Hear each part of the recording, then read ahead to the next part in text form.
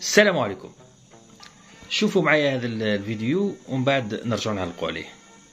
شنو هادشي يا سي عبد اللطيف؟ شنو هادشي؟ اش داك تخرج تهضر؟ شكون انت؟ من انت ومن خول لك ان تتحدث باسمي الدولتي؟ لان انت عجبتك التصريحات هالقنوات. لو كان كنتي غير كتعرف تهضر ما كتعرفش تهضر. زيد الدعوه الثانيه عاود قول لهم راه دار لي هكذا وقال لي ما كتعرفش تهضر. ما كتعرفش تهضر. لا ضربتي الحساب انت الفيدباك اللي غادي يجي من هوكستان. ها هما لعبوا وبلعطوا وغادي تمشي تدعي منار السليمي. وزيد دعيني حتى انا ودعي شي واحد اخر عاود ودعي شي واحد اخر. زيد كمل الباهيه. ما طلعش كما قال هذاك معاكم نتوما ما طلعش. مالك صاحبي مالك صاحبي. وغادي انت تهضر في شوف تيفي على المثقفين، على الدكاتره، على منار السليمي في اللجنه في البرلمان كتقول لهم غندعيه. هاد الشيء خصو يحبس. هاد العبث هذا خصو يحبس. والخرجات ديالكم العبيطه راكم تشوفوا سعيد برتوش هنا يوجه كلامه لوزير العدل. وزير العدل طبعا تاع المروك اللي اسمه عبد اللطيف وهبي. شوفوا الطريقه اللي كان يتكلم بها سعيد برتوش مع الوزير، طريقه تشوفوا فيها كثير من الشجاعه والجرأه، لدرجه انك تستغرب تقول من اين اتى سعيد برتوش بكل هذه الثقة وهذه الشجاعة، الثقة اللي نفسها كان عليها منار سليبي، واللي الآن راه يواجه وزير العدل، أو هناك قضية ما بينه وبين وزير العدل في أروقة العدالة المغربية.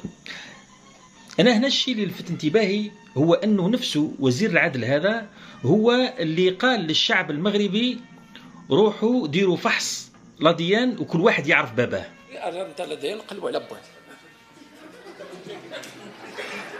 يبقى المغربي غادي يتابعين 20 دري. وانا ماني قانون هذا ونفضيو هذه من باش ما يبقاش، باش كل واحد يتحمل مسؤوليته تجاه ما يبقاش الاطفال في الزنقه. انا خصنا نتعاملوا مع الامور. سعيد برتوش هذاك الوقت ما شفناهش زعف على الوزير وتقلق على الوزير وقال له ما تعرفش تهدر. ما قدرش ما قالهالوش في هذاك الوقت، لأنه سعيد برتوش هذاك الوقت ما لم يتلقى أي أوامر أنه يتكلم على الوزير.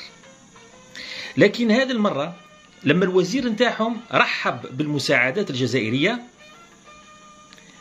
اليهود وجناح نتاع اليهود في المخزن قالوا لسعيد برتوش رد على الوزير وهاجموا بسبب قبول المساعدات الجزائرية. نعم يا سعيد برتوش، ما ادتكش الغيرة وما شفناكش راجل وشجاع تحكي مع الوزير نهار اللي قالكم روحوا فحصوا لا ديان تاعكم، لأنه عارفكم باللي مفرخ ولقطاء وما عندكمش أصل وأبناء زنا. قالكم كل مروكي يروح يشوف لا ديان تاعو. ما تكلمتش، ضربتها بسكتة. لكن لما قال نرحب بالمساعدات الجزائرية رانا نشوفوك ذوكا نافش ريشك كسردوك وتقول له تابعني قضائيا، لأنك عارف باللي راك محمي من اللوبي اليهودي الصهيوني في المخزن. وبعد كل هذا تقول لنا مصطفى يتلقى الأوامر من الديارس.